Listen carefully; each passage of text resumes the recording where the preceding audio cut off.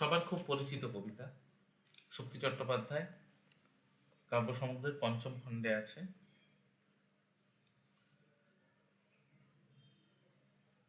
আসলে কেউ বড় হয় না, বড়র মতো দেখায়। নকলে আর আসলে তাকে বড়র মতো দেখায়।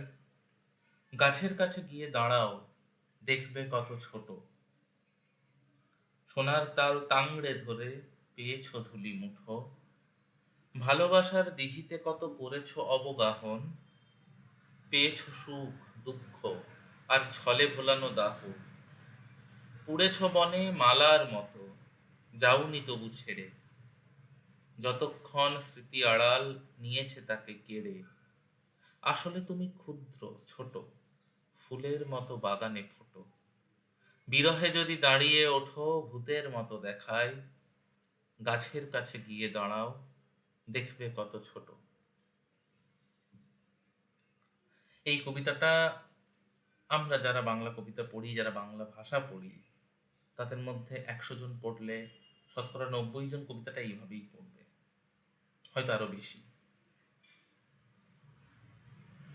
কিন্তু এই কবিতাটা পড়ার পর যদি এই জিনিসটা অনুমান করতে হয় যে আমি এই মুহূর্তে এই মাত্র যে কবিতাটা পড়ে শেষ করলাম, এই কবিতাটা পড়া আর বাবুদের তালপুকুরে পড়া অথবা ছিপখান তিনদার তিনজন মাল্লা পড়া অথবা কাগজ কলম নিয়ে চুপচাপ বসে থাকা প্রয়োজন আজ বিনয় মজুমদারের লেখা সেই কবিতা পড়া,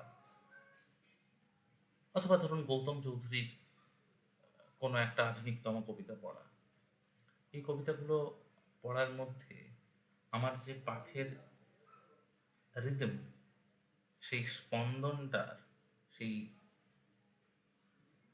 ফ্লোটার পার্থক্য হচ্ছে, সেই পার্থক্যগুলো আমি চিনব কিভাবে? হ্যাঁ, আমি ছন্দের কথাই বলছি, কিন্তু যেটা খুব গুরুত্বপূর্ণভাবে বলতে চাইছি সেটা হচ্ছে যে আমি একটা কবিতা পড়ার সময় ছন্দরীতি না জেনেও আমার কান এবং চোখ এবং মস্তিষ্ক একই সঙ্গে কাজ করে আমাকে একটা সাপোর্ট সিস্টেম প্রোভাইড করে। তার তার সুবাদে আমি কবিতাটা পড়ার সময় পড়তে পারি সেই ছন্দরীতি মেনে। কিন্তু এই যে আসলে কেউ বড় হয় না, বড়র মতো দেখায়, এই লাইনটা শুনেই যে বুঝে নেওয়া এটা কোন ছন্দরীতিতে আছে এই কবিতাটা, বা এই লাইনটা কোন ছন্দরীতিতে লেখা, সেটা আমি কি করে বুঝতে পারি? এটা মাত্রাবৃত্তে লেখা একটা লাইন। এটা আমি যে বললাম মাত্রাবৃত্তে, এই মাত্রাবৃত্ত মানে কি?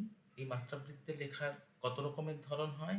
এখানে এই পার্টিকুলার লাইনটা, এই বিশেষ যে লাইনটা শক্তি চট্টোপাধ্যায়ের লেখা বিরহে যদি দাঁড়িয়ে ওঠো, এই লাইনটা ঠিক কোন ধরনের মাত্রাবৃত্তকে নির্দেশ করছে সেটা আমরা কিভাবে বুঝবো? অর্থাৎ ছন্দ আমরা কিভাবে চিনব? আমরা যখন যে কোনো শব্দ উচ্চারণ করি, সেই উচ্চারণের কিছু বিশেষ ভাগ থাকে। এই ভাগগুলো চেনা দিয়েই এই ছন্দের আলোচনায় ঢুকতে হয়। সাধারণত যে কোনো ছন্দের বই যদি আপনি দেখেন, তাহলে আপনি দেখবেন যে কোনো ছন্দের বই শুরু হয়েছে দল বিশ্লেষণ দিয়ে। দল অর্থাৎ ইংরেজিতে যাকে আমরা বলি সিলেবল, বাংলাতে এই দল উচ্চারণটাকে প্রথমে অক্ষর বলা হতো, কিন্তু যেহেতু আমরা বর্ণকে অক্ষর হিসেবে অভিহিত করে থাকি, সেই কারণে এই দল শব্দটাকে আলাদা করে চিহ্নিত করা হয়েছে। এই বিষয়ে আমি যা কথা বলছি কোনো কথাই আমার নয়। এই সমস্ত কথা হয় প্রবোধচন্দ্র সেন, নয় রবীন্দ্রনাথ, নয় সত্যেন্দ্রনাথ দত্ত, নয় নীলরতন সেন, কেউ না কেউ, নয় নীরেন্দ্রনাথ চক্রবর্তী, কেউ না কেউ এর আগে বলে গেছেন। আমি তাদের বিভিন্ন লেখা পড়ে যা আমার যেটুকু ধারণা তৈরি হয়েছে, জ্ঞান তৈরি হয়েছে, আমি তার ভিত্তিতেই আপনাদের সঙ্গে এই কথাগুলো ভাগ করে নিচ্ছি।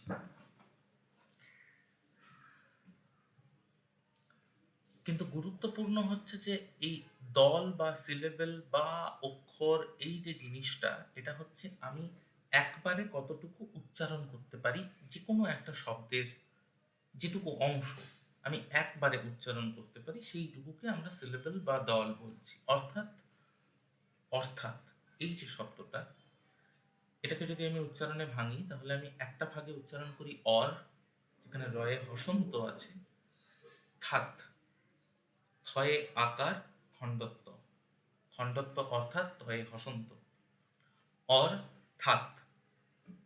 এবার ধরুন আমার নাম নীলাঞ্জন, আমি যদি আমার নামকে ভাগ করি একই রকম ভাবে, নি একটা অংশ, লান একটা অংশ, জন আরেকটা অংশ, অর্থাৎ এই তিনটে অংশে আমার পুরো নামটা উচ্চারিত হয়।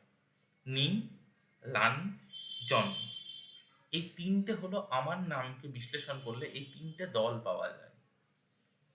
এই একই রকম ভাবে ধরুন আপনি উচ্চারণ করেন ফেসবুক, আপনি উচ্চারণ করেন ইউটিউব, আপনি উচ্চারণ করেন যে কোনো কিছু, বই, খাতা, কবিতা, যে কোনো কিছুকে আপনি এইভাবে ভাঙতে পারবেন। ধরুন কবিতা, একে যদি আমি ভাঙি, ক, বি, তা, তিনটে দল।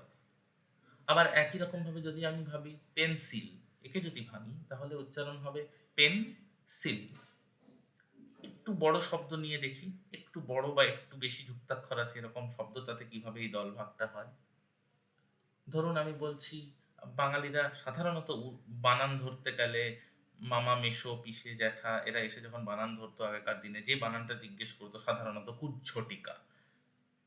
এই কুজ্ঝটিকা শব্দের দল বিশ্লেষণ করি, কুজ্, ঝো, টি, কা, চারটে দল। চারের চেয়ে বেশি দল আছে এরকম শব্দ। হ্যাঁ, ধরুন আমি বলছি একটা শব্দ,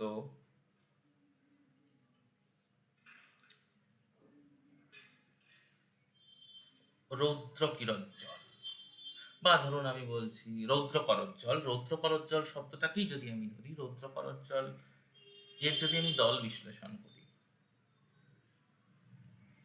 রৌ, দ্র, ক, রোজ, জল, রৌ, দ্র, ক, রোজ, জল, পাঁচটা, পাঁচটা দল।